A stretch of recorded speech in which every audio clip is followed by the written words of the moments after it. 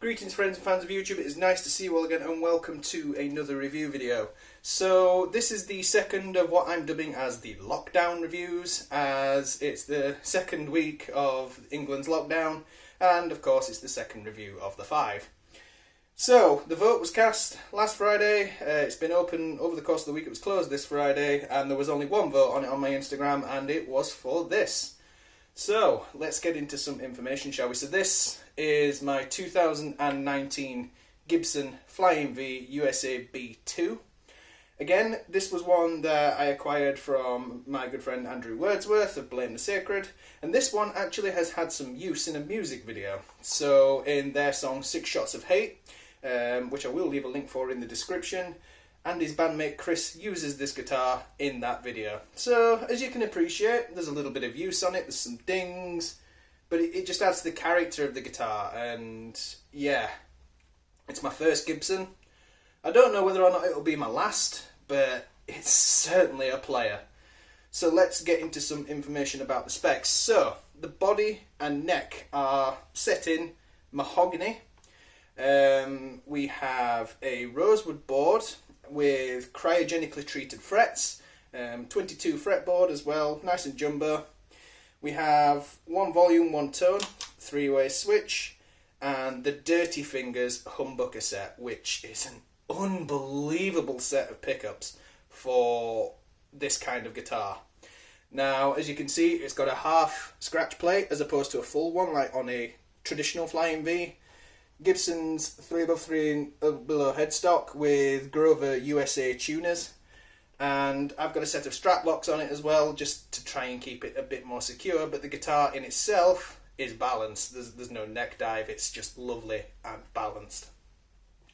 So that's the basics of the guitar. Let's get into some tones, shall we? So I'm going to switch over to my clean channel and we'll get going with the review. There we are now guys, so I am back on the clean channel of my Blackstar ID amp. As this is going to be a very simple review, obviously it's not going to take too long, so hopefully I shouldn't keep you for too long for this one, as it is a very much, there's no tone splits, there's no coil splits, anything like that. It is just literally the pickups and the guitar into itself. For this video I am tuned into E flat standard tuning, which sounds like that. So this is the neck pickup on, and here we go.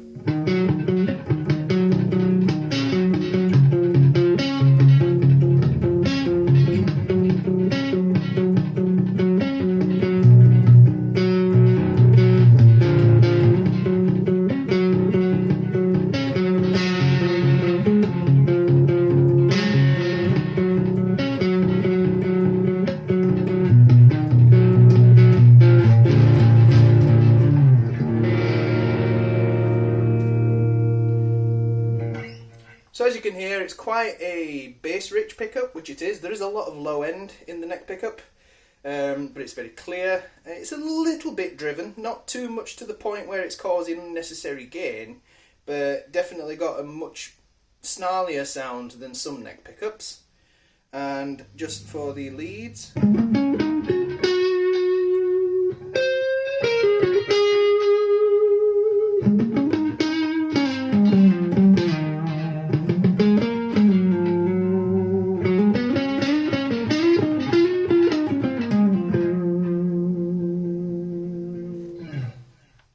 again, very rounded sound, great for higher fret access definitely, and just for really sustaining out those sort of creamy style tones. Here we go.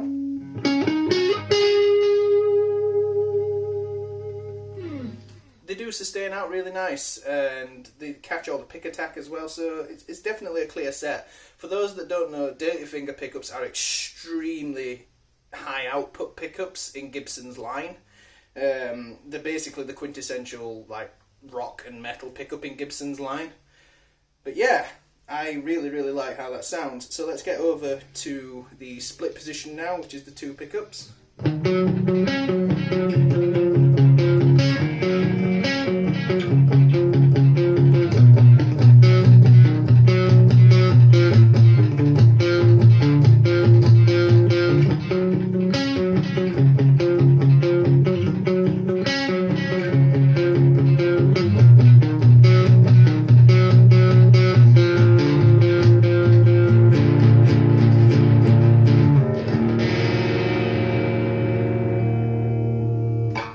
Now that honestly is the cleanest split pickup set I've heard of all the guitars I've reviewed. It's not picking up too much of the bridge pickup, but it's not lost enough in the neck for it to become fuzzy or unclear. Let's just see how that sounds in the upper frets.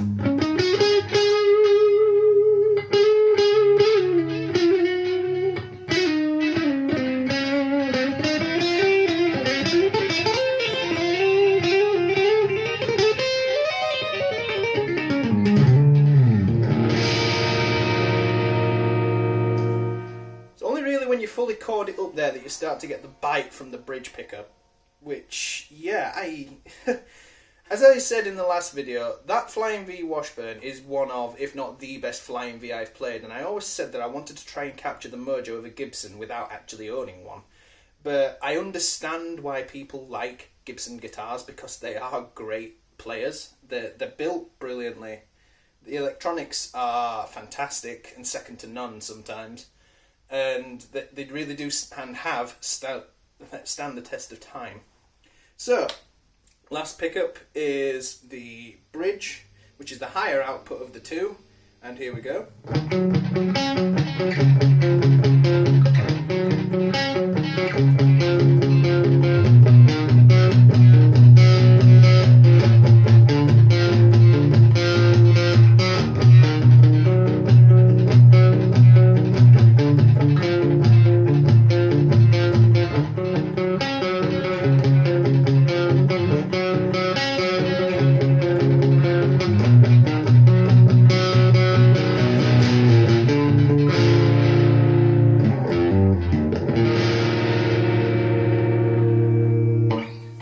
Again, a very clear and very articulate pickup. A little bit more mid-push and treble, which is what you'd expect because it's the bridge, it's wired to be hotter.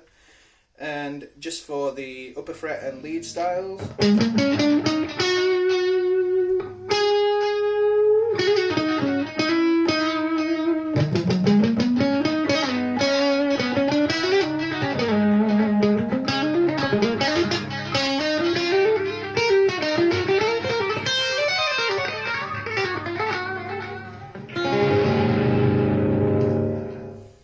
It does what it says on the tin, really. It's quite high output, it's quite chimey, but again, it's not overly done. So some pickups I reviewed, and you'll hear this in reviews that I've done, you get to the bridge and it just feeds so much gain into the sound that it sort of pushes it to be slightly driven, even clean, and that can help to sort of get rid of note clarity and things like that, which is not always a good thing. Whereas with this, because of the way the pickups are voiced, it just sounds very crisp and clear and very pristine. So what I'm going to do now, I'm going to switch over to the distorted channel on my Blackstar amp, just go through the pickups again, and then just wrap this review up. As I said, it's quite a quick one because there's not a lot to this guitar. It's a very meat and potatoes Flying V. Obviously, as a Gibson as well, people know what to expect with Gibson guitars. So, I'm just going to switch over to a distorted channel and we'll do this again. There we are, guys, so I'm back now on the overdrive channel of my Blackstar amp, and I'm going to go through all of the tones again. I'll start with the neck. So, here we go.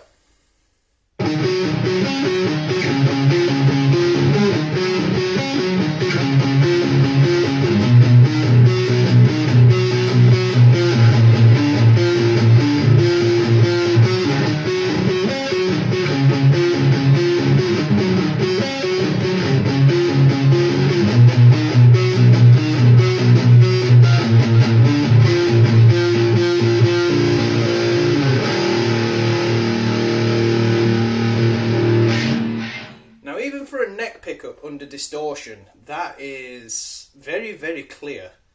And I won't say that about a lot of pickups, but that is a very clear, very articulate pickup, even when it's driven, which can only lend itself brilliantly to the leads. So here we go.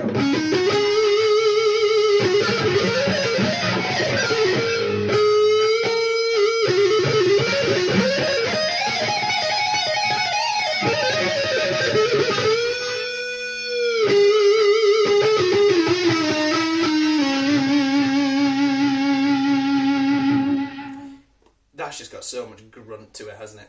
But it's also got the articulation and clarity that you need as well, which I really, really like. I admit I have picked this guitar up a lot since I bought it, and I've wrote some interesting leads and everything else just because of the way it sounds. I always stand that having multiple guitars can be helpful because different sounds come from different guitars because of pickup configurations, wood configurations, and various other things. So yeah, this has been quite an inspirational guitar to pick up, and anyone who does follow me on Instagram, you'll have seen that I have been playing it quite a lot recently. So this is the 2 pickup split. Here we go.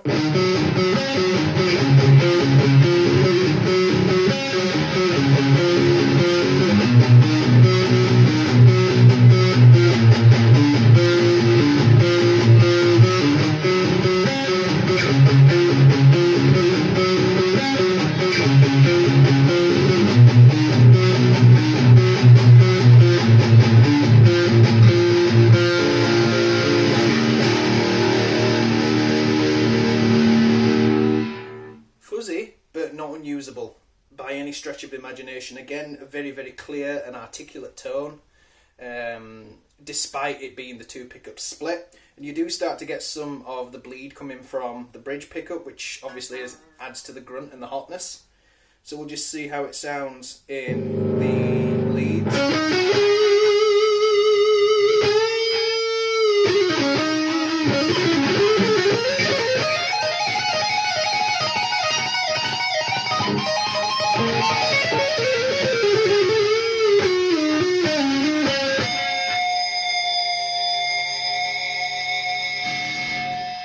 It's great, it's usable, it's bright, it's chimey, and again, it's not overly fuzzy. That is actually a usable tone for me, which again is a rarity in that position, and it just sort of, I suppose, adds to the testament of how good Gibson guitars are built.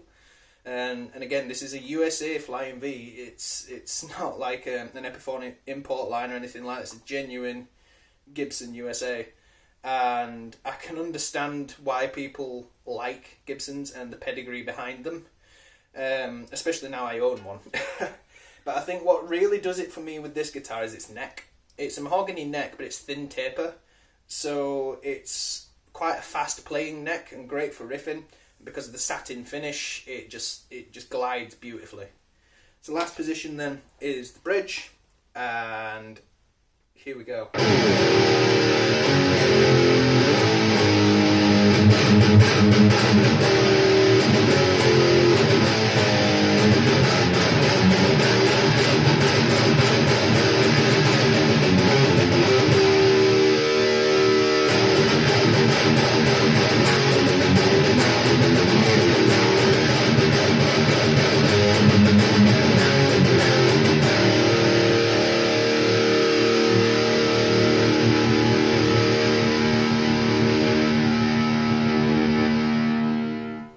As you hear, that is quite a sustainy pickup.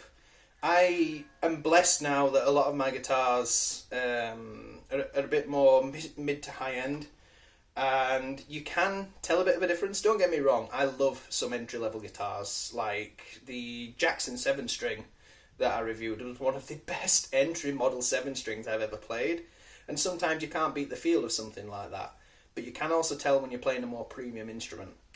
Now, with respect of the pickup there, it's articulate, it picks up the pick attack really, really nicely. Obviously, with a little bit of a tone tweak, I can get it to sound quite like my Washburn, or quite like the EMGs, and again, that just comes down to understanding tone and understanding how to dial it in. But just to hear the lead sound...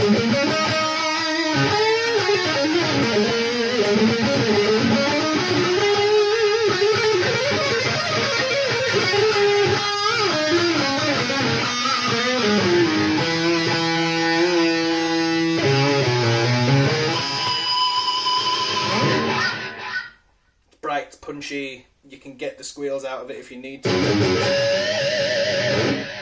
which I really, really like. Granted, I think the pickups slightly voice more towards rock than they do metal.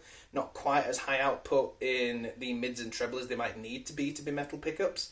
But with a good tube screamer and a good amp with good distortion, there's nothing stopping this, really. So yeah, as I said, guys, Gibsons, for me, I held off having one for a very, very long time. And it was because I wanted to try and capture the mojo of having a Gibson without having to pay for one. Some guitars have done that, you know what I mean? The Washburn does that every single day. I had an ESP E2 Eclipse that also captured that feel. So to actually own a Gibson for me it's actually quite a nice experience, because I've had a lot of experience with other guitars that have made me appreciate things in price ranges starting from £100 to things like this that are in the realms of thousands of pounds. So, the B-2 models, I believe, were exclusive only to 2019. However, if you can pick one up, brand new, they are £1,200 UK. So, £1,200 UK. Obviously, you'll have to apply conversion rates for whatever that was. I was blessed I got mine second hand, but I'm not going to disclose the price because some people don't need to know, you know. But what do I think of it as a whole? A Gibson's a Gibson, and you get what you pay for. So yeah, it's a great player. It will make quite a staple to my live rig. Is it the best flying V I've played though? Honestly, it's a quite hard toss-up. I had to do a lot to my Washburn to make it what it is. It was a good player out of the box, but the pickups were subpar. I've had to put money into that guitar to get better things out of it. This is all stock, and it plays beautifully. It sounds beautiful, and it's a definite contender, but I still think my Washburn is the better of the two. And now that you have the reviews of them both, I urge you all to listen to them both and see which one you think is the best. So, that is it for this review, guys. I'm sorry it's a shorter one compared to usual, but there's not a lot to this guitar. I will put the poll for the next review on Instagram the moment this video goes live, so please go and follow me on there. Again, big shout out to my friend Andy Wordsworth and his band Blame the Sacred. I'll leave a link for the 6 Shots of Hate music video in the description for this video. But yeah, go to my socials and tell me what you want me to review next. You have my 2 Epiphone Explorers and my ESP LTD Flying Viper, rather. So you've got a bit of a variety there, to an extent. The Carina Explorer is the more classic vibe one. The EX84 is the modern reimagining of that shape, and then the Viper is an offset SG. I will leave a photo on the poll that I put up as well, just so you can see which guitar it is. But as always, guys, thank you very much for watching. Take care, and I'll see you soon.